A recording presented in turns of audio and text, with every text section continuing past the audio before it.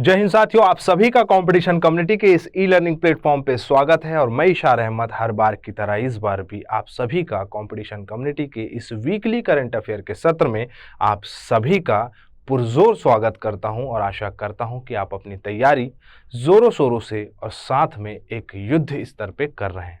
साथियों, current affair का ये जो सिलसिला है ये कंसिस्टेंट चल रहा है, जो कि आपके वनडे एग्जाम के लिए बहुत ही महत्वपूर्ण है।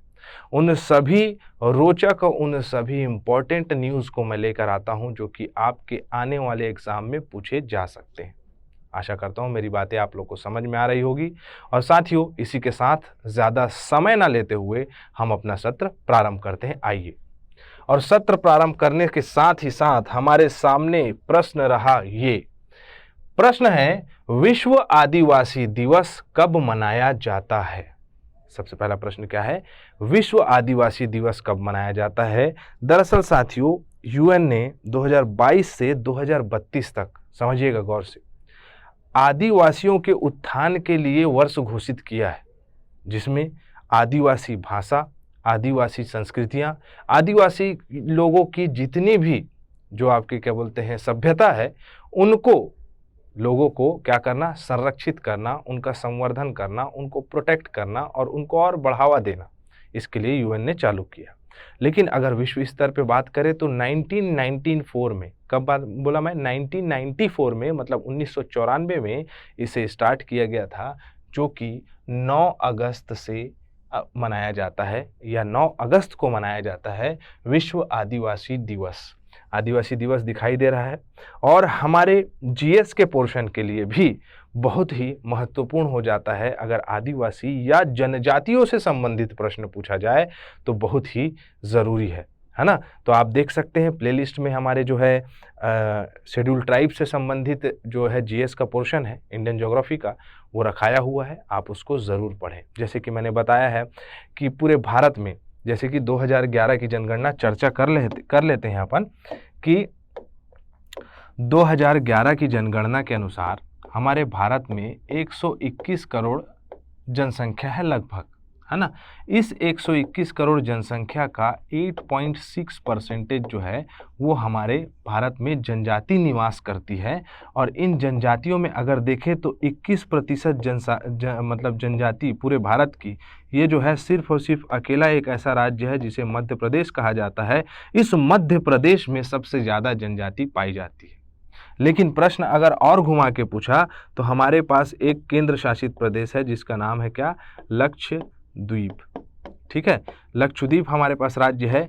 लक्षद्वीप जो है साथियों, ये लक्षद्वीप में 94% जो है आप देखोगे कि जनजाति निवास करती है। अगर पूछ देगा कि सबसे ज़्यादा प्रतिशत जनजातियों का प्रतिशत भारत के किस राज्य में है, तो लक्षद्वीप में।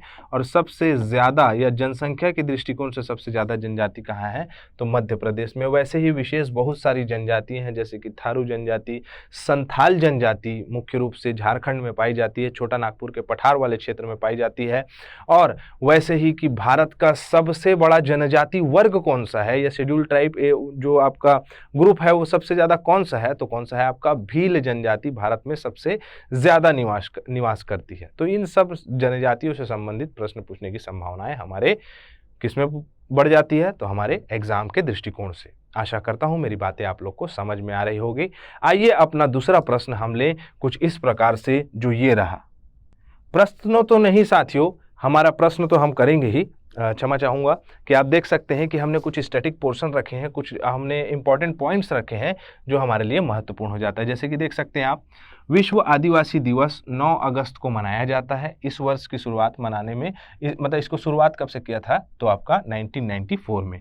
फिर उसके बाद आती है कि विश्व जनजाति या विश्व आदिवासी जातियों में जागरूकता फैलाने के लिए और इनका संरक्षण संवर्धन, जैसे कि मैंने बताया। ठीक है, विश्व आदि दिवस 2023 का थीम क्या था, तो आत्मनिर्णय के लिए परिवर्तन के प्रेरक के रूप में आदिवासी युवा, समझ रहे हो, सभी को बढ़ावा देना, यूथ को जो है इसमें संबोधित किया गया है। 2021 में विश्व आदिवासी दिवस के दौरान संयुक्त राष्ट्र यूनाइटेड नेशन ने 2022 से 2032 तक के दशक को आदिवासी दशक के रूप में मनाने का फैसला किया है। ठीक है, तो जिसके पीछे यूएन का उद्देश्य है कि आदिवासी भाषाओं का संरक्षण के लिए क्या क्या प्रयास किए जा सकते हैं, इसके दशक में ये हाईलाइट करना, मतलब कि सारी चीज़ों को आदिवासियों से संबंधित जितनी भी हमारी सभ्यता है उसको जो है संजोए रखना और जो है उनको आगे बढ़ाना। समझ रहे हैं ना मेरी बात? क्लियर? आगे बढ़ते हैं, आइए। अगला प्रश्न ये रहा हमारे सामने, जो कि प्रश्न क्रमांक 2 के रूप में है, बहुत ही इंपॉर्टेंट है, ट्रेकोमा से संबंधित है साथियों। देखिएगा, हाल ही में WHO ने किस देश को ट्रेकोमा मुक्त, क्या बोला मैंने, ट्रेकोमा मुक्त देश घोषित किया है। आप लोगों को मैं ट्रेकोमा के बारे में बताऊं तो ये एक आई डिसीज है। जैसे अभी चारों तरफ क्या फैला हुआ है, आई फ्लू, समझ रहे हो? अभी तो काफ़ी कम होने लग गया है, लेकिन बीच में बहुत देखने को मिल रहा था। ठीक है, अभी भी बहुत संक्रमित क्षेत्र में ये फैला हुआ है, लेकिन ये भी क्या है, एक आँख से संबंधित ये आई डिसीज है, जो कि एक ऐसा देश है जो कि अभी 18वें क्रम का है, और 18वें क्रम के होने के साथ साथ इसने जो है अपने देश को पूरी तरीके से ट्रेकोमा से मुक्त कर दिया है। वो देश है मेरे साथियों, बी फॉर बाहुबली, मतलब इराक। कौन सा? इराक देश जो है वो पूरे ट्रेकोमा से मुक्त हो गया है। आइए देखें, सबसे पहले बताएं कि WHO के बारे में हमेशा चर्चा करता हूं मैं कि WHO वर्ल्ड हेल्थ ऑर्गेनाइजेशन, इसकी स्थापना 7 अप्रैल 1948 में हुई, 7 अप्रैल 1948 में। मुख्यालय कहाँ है? तो जिनेवा स्विट्जरलैंड में इसका मुख्यालय है। महानिदेशक इसके जो है डायरेक्टर जनरल हैं वो कौन है? टेड्रोस एडनोम और गेब्रियेसस। थोड़ा सा निकलने में तकलीफ आता है, जरूर पढ़िएगा इसको। ठीक है, बस टेड्रोस भी याद करोगे तो भी कहीं ना कहीं पेपर में दिएगा रहेगा, और गेब्रेसियस जो है वो आप लोगों को भी देखने को मिलेगा। क्लियर है? ठीक है, कभी कभी मेरी जबान नहीं फिसलती है। और ट्रेकोमा के बारे में मैंने बताया कि यह एक संक्रमण जीवाणु नेत्र संक्रमण है जो आपका क्लाइमेडिया ट्रेकोगेटिस जीवाणु के कारण होता है। इसको भी याद रखिएगा कि कौन से जीवाणु की वजह से ये होता है। हाल ही में इराक को ट्रेकोमा मुक्त किया गया है। ये कौन से क्रम का है? तो 18वां है, मैंने बताया है। 17 अन्य देश हैं, आप देख सकते हैं, बेनिन है, कंबोडिया है, चीन है, गैम्बिया है, घाना है, बहुत सारे ऐसे देश हैं जो कि इससे मुक्त हो चुके हैं। क्लियर हुआ आप लोग को इतना? तो कौन हो गया ट्रेकोमा मुक्त? इराक। क्लियर है? और ट्रेकोमा क्या है? एक आई डिजीज है। क्लियर? आगे बढ़े, चलो। अगला प्रश्न है साथियों, बहुत ही ज़्यादा मुद्दे में रहा, गर्म मुद्दा कह सकते हैं इसको। ये कौन सा है? तो देख सकते हो आप कि हाल ही में चर्चा में रहा अरास डोर्रा गैस फील्ड विवाद किसके मध्य हुआ है। मैं आप लोग को बताना चाहूँगा कि सऊदी अरब, कुवैत और ईरान के बीच ये जो है आपका गैस फील्ड के बारे में जो है आपका विवाद चल रहा है। कोई बोलता है मेरा है, कोई बोलता है मेरा है, मेरा आधिपत्य है। इस प्रकार से आधिपत्य की ये लड़ाई है। सऊदी अरब, कुवैत और आपको ईरान भी दिखाई देगा, इसके बीच में चल रहा है 1960 के दशक से। क्लियर है? तो आप इस प्रकार से इसे समझ सकते हैं। आगे बढ़ें। अगला प्रश्न है तटरक्षक बल अतिरिक्त महानिदेशक। ठीक है, तटरक्षक बल का अतिरिक्त महानिदेशक किसे नियुक्त किया? मतलब भारतीय तटरक्षक बल के अतिरिक्त महानिदेशक, या इसे ही इंग्लिश में कहेंगे director general, additional director general, किसे बनाया गया है? कोस्ट गार्ड के। ठीक है, अभी अभी नियुक्ति हुई है इसी अगस्त माह में। याद रखिएगा, एस परमेश जी जो हैं उन्हें नियुक्त किया गया है। ये क्या करते हैं? तो ये जो है भारत की जितने भी तट रेखा है, जैसे कि आपने पढ़ा होगा कि एक्सक्लूसिव इकोनॉमिक जोन EEZ है ना, जो कि 200 नॉटिकल मील तक के है। भारत वहाँ जो है वैज्ञानिक कार्य कर सकता है, संलग्न क्षेत्र है ना, उसके साथ जो है आपका, तो ये सब जितने भी क्षेत्र हैं उसमें अगर किसी का वर्चस्व या जिसका अगर प्रावधान या नियंत्रण निदेशन किसी का होता है तो इन्हीं सब का होता है। तो आप इन्हें याद रख सकते हैं। क्लियर है?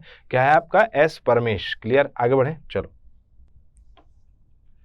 अगला प्रश्न है, और ये प्रश्न जो साथियों आप लोगों के लिए है, मैंने इसको खोज के सोच समझ के आप लोगों के लिए रखा है। देखता हूं कि आप जो है वीडियो देखते हैं लेकिन रिप्लाई करते नहीं हैं, तो रिप्लाई मैं देखना चाहूँगा कि इसका आपका आंसर क्या है। मैं पढ़ देता हूं एक बार।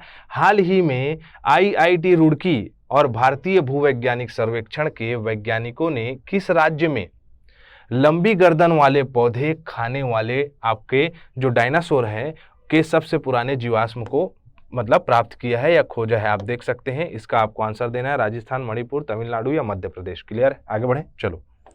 आप लोग के लिए प्रश्न था वो। 77वां स्वतंत्रता दिवस का थीम क्या था, बताओ जल्दी बताओ, कमेंट बॉक्स में दे देना। ठीक है, क्या था? Nation first always first. हमारा इस बार का 15 अगस्त तो देखा जाए स्वतंत्रता दिवस आपका कौन सा क्रम का था? तो 77 नंबर का था। याद रखना है, इस बात में जो है बहुत सारा विवाद चला है, बहुत सारी बातें चली हैं, जिसका थीम था nation first always first. Clear है? उसके बाद देखें कि इस स्वतंत्रता दिवस में भारत की संस्कृति मंत्रालय द्वारा तिरंगा अभियान भी चलाया गया, हर घर तिरंगा। ठीक है, घर घर तिरंगा तो चल ही रहा है। ठीक है, 75वें वर्ष में संचालित हो चुका था। ठीक है, तो ये सब हमें याद रखना है। क्लियर? आगे बढ़ें, चलो। अगला प्रश्न है साथियों, इसरो के पहले सोलर मिशन का नाम क्या रखा गया है? बहुत ही गंभीर प्रश्न है, याद रखिएगा। अभी तक क्या चल रहा था? चंद्रयान। तो जब तक चंद्रयान चल रहा था, अब सोलर मिशन आ गया है, जिसका नाम रखा गया है आदित्य L1। ये जो है सौर्य की परिक्रमा और सूर्य में होने वाली जितनी भी घटनाक्रम है उसको क्या करेगा? नोटिफाई करेगा। सूर्य के पास जो है, ऐसा नहीं कि सूर्य के पास चले जाएगा, उसके पास जाना असंभव है, लेकिन आपका उसके इर्द गिर्द ये संचालित किया जाएगा। क्लियर है? देख सकते हैं कि क्या नाम है इसका? आदित्य L1 लॉन्च करने की तैयार है। सैटेलाइट को UR राव सैटेलाइट सेंटर, है ना, URSC से बेंगलुरु में रखा गया था। अब ये लॉन्चिंग के लिए सैटेलाइट SDSC-HR में जो है श्रीहरिकोटा पहुंचा दिया गया है। ठीक है, दुनिया भर में अब तक 22 सूर्य मिशन भेजे जा चुके हैं। हमारे यहाँ जो है वो 23वां क्रम का होगा।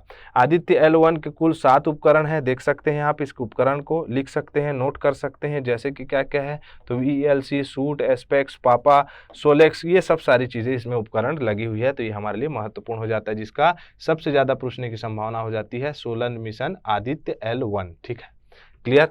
आगे बढ़ें, चलो। अगला प्रश्न है, विश्व एथलेटिक्स चैंपियनशिप का आयोजन कहाँ किया जा रहा है? तो कहाँ किया जा रहा है? तो बुडापेस्ट हंगरी में किया जा रहा है इसे। ठीक है, हमारे भारतीय आपके भाला फेंक में सबसे जो मतलब कौन है भाई? नीरज चोपड़ा जी, जो कि बहुत ही प्रसिद्ध हैं। वो जो है 28 लोगों के साथ इस टीम में भाग लेंगे। 19 अगस्त से ये प्रारंभ होगा। क्या? तो विश्व एथलेटिक्स चैंपियनशिप का आयोजन होगा कहाँ? बुडापेस्ट हंगरी में। क्लियर? आगे बढ़ें, चलो। भारत में कितने लोग जा रहे हैं? 28 एथलीट्स जा रहे हैं टोटल। ठीक है, 2023 में जो है कौन लेके जा रहा है? तो इस सब का प्रतिनिधित्व करेंगे कौन? आपके हमारे भाला फेंक खिलाड़ी नीरज चोपड़ा। ठीक है, आगे बढ़ें। अगला है, सर्वाधिक बार भारत के किस प्रधानमंत्री ने लाल किले से देश को संबोधित किया है? तो याद रखिएगा, सबसे ज़्यादा किया है 17 बार पंडित जवाहरलाल नेहरू जी ने। हमारे मोदी जी 10 बार किए हैं, 17 बार आपके जवाहरलाल नेहरू जी किए हैं, और इंदिरा गांधी जो है वो 16 बार आपका करी हैं। तो 10 बार हो गया नरेंद्र मोदी जी का, इंदिरा गांधी 16 बार, और 17 बार जो है आपके कौन रहे हैं? तो जवाहरलाल नेहरू जी, जो कि इस बार के हमारे 10वें क्रम के नरेंद्र मोदी जी जो है वो लाल किले में संबोधन दिए। क्लियर है? याद रहेगा, ऐसे प्रश्न पूछे जा सकते हैं। अगला है, प्रो पंजा लीग का पहला सीजन किसने जीता है? तो किसने जीता है? तो कोच्चि केडी ने जीता है। याद रखना साथियों। ठीक है, प्रो पंजा लीग अगर पूछ दिया प्रश्न तो कौन जीता है? कोच्चि केडी। इस प्रकार से जो है आप इसे याद रख सकते हैं। क्लियर है? क्या होता है पंजा आपका लीग क्या है? पंजा लड़ाने वाला, आजकल बहुत चल रहा है भाई, देख सकते हो आप, कोच्चि केडी जीत रहे हैं उसमें। अब है जो रिवीजन सत्र चालू होता है हमारा, मणिपुर हिंसा से प्रभावित लोगों के राहत एवं पुनर्वास के लिए उच्चतम न्यायालय ने किसकी अध्यक्षता में समिति का गठन किया था? तो आप लोगों को मैंने बताया था, यहाँ आप देख सकते हैं कि न्यायाधीश गीता मित्तल जी जो है वो इसकी क्या कर रही थी? आपके प्रतिनिधित्व कर रही थी। क्लियर है? अभी भी कर रही हैं। मणिपुर में बहुत ज़्यादा हिंसा चल रही है, अभी भी जो है मणिपुर कहीं ना कहीं प्रोटेक्टेड रूप से जो है आपका सर्वाइव कर रहा है। क्लियर? अगला, उनको राहत देने के लिए गीता मित्तल जी जो है अध्यक्षता करके वो अपना प्रतिनिधित्व कर रही हैं, वहाँ पर सब मैनेजमेंट देख रही है। देश का पहला ऑटोनॉमस अंडर वाटर व्हीकल का नाम क्या है? तो निराक्षी, बार बार निरीक्षा निकल रहा था लास्ट टाइम, निराक्षी नाम है इसका। क्लियर है? निराक्षी अंडर वाटर जो है आपका क्या है? व्हीकल है, जो कि अंदर समुद्र की बहुत सारी गतिविधियों को सूचित करेगा, भारत को उसमें जो है अच्छा क्या देगा? आपका योगदान देगा। ठीक है, और ये क्या है? मतलब हमारे द्वारा बनाया गया है। ठीक है, हमारे द्वारा बनाया गया है ना, मतलब स्वदेशी है। क्लियर? याद रखना, क्या नाम है इसका? निराक्षी। क्लियर? आगे बढ़ें। India film festival of Melbourne 2023 में डाइवर्सिटी इन सिनेमा पुरस्कार किसे प्रदान किया गया? तो मृणाल ठाकुर। ठीक है, ऐसा नाम लग रहा है कि ये कोई मेल है, लेकिन ये जो है फीमेल है और ये बहुत सारे किरदार में अपने आप को प्रदर्शित कर चुकी हैं, बॉलीवुड एक्टर है। क्लियर? आगे बढ़ें, चलो आइए। हाल ही में चर्चा में रहा वाल्मीकि टाइगर रिजर्व किस राज्य में स्थित है? तो बिहार में स्थित है, मैंने बताया था आपको। ठीक है, चर्चा में है ये। यहाँ जो है आपका गेंडों के, एक सिंग वाले गेंडों के संरक्षण संवर्धन के लिए आपका यहाँ मतलब प्रयास किया जा रहा है। क्लियर? राष्ट्रीय हथकरघा दिवस कब मनाया जाता है? तो 7 अगस्त को मनाया जाता है। क्लियर? आगे बढ़ें। केंद्रीय अप्रत्यक्ष कर और सीमा शुल्क बोर्ड का नया अध्यक्ष किसे नियुक्त किया गया है? तो मैं आप लोग को बता दूं, संजय कुमार अग्रवाल जी ये हैं, इन्हें नियुक्त किया गया है। जर्मनी के बर्लिन में आयोजित विश्व तीरंदाजी चैंपियनशिप के व्यक्तिगत कंपाउंड स्पर्धा में अदिति स्वामी ने कौन सा पदक जीता? अदिति स्वामी आपको यहाँ दिखाई दे रही है।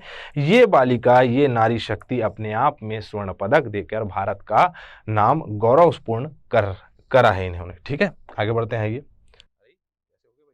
अगला, हाल ही में कंबोडिया का नया प्रधानमंत्री किसे नियुक्त किया गया है? तो हुन मोनिट या इसको आप हुन कर सकते हैं, हुन मोनिट या हन मोनिट, याद रख लो। याद आपके आएगा तो पेपर में आएगा प्रश्न, तो पूछ लेना है, समझ रहे हो? ठीक है, क्योंकि एंड ऑफ द डे हमारा अंतिम प्रयास क्या है या हमारा अंतिम जो है लक्ष्य क्या है, वो है हमारा एग्जाम निकलना, हमारा उद्देश्य कंप्लीट होना, और हमारा उद्देश्य है कि हमें सरकारी नौकरी प्राप्त करना है। क्लियर है साथियों? आप इस बात को जानते हैं। क्लियर है? हाल ही में श्री एन विट्ठल का निधन हो गया। ओके, उन्हें किस वर्ष पद्म भूषण दिया गया था? 2012 में इन्हें दिया गया था। ठीक है, कहाँ के हैं? तो दक्षिण भारत के बहुत ही अच्छे व्यक्ति थे। क्लियर? भारतीय बैडमिंटन जोड़ी प्रमोद भगत और आपका सुकांत कदम, प्रमोद भगत सुकांत कदम स्वर्ण पदक जीते थे। ठीक है, तो इस प्रकार से हमारा सत्र आज का यहाँ कंप्लीट होता है। इस वीडियो को ज़्यादा से ज़्यादा शेयर करें, इस वीडियो को ज़्यादा से ज़्यादा अपने दोस्तों के बीच पहुँचाएं, ताकि वो भी अपनी पढ़ाई कर सके, अपने लक्ष्य को प्राप्त कर सके, क्योंकि आपकी सफलता में ही हमारी सफलता छुपी हुई है। आशा करता हूँ मेरी बातें आप लोग को समझ में आई होगी। इसी के साथ मैं इजाज़त चाहूँगा। जय हिंद, जय भारत। अगर आप चाहते हैं अपने कैरियर को एक नई दिशा देना और सुनहरे भविष्य को साकार करना, तो जुड़िए कंपटीशन कम्युनिटी के साथ। आज ही हमारे वेबसाइट के कैरियर पेज पर विजिट करें अथवा डिस्क्रिप्शन बॉक्स पर दिए गए लिंक पर क्लिक करें। हमेशा आपके साथ टीम कोको।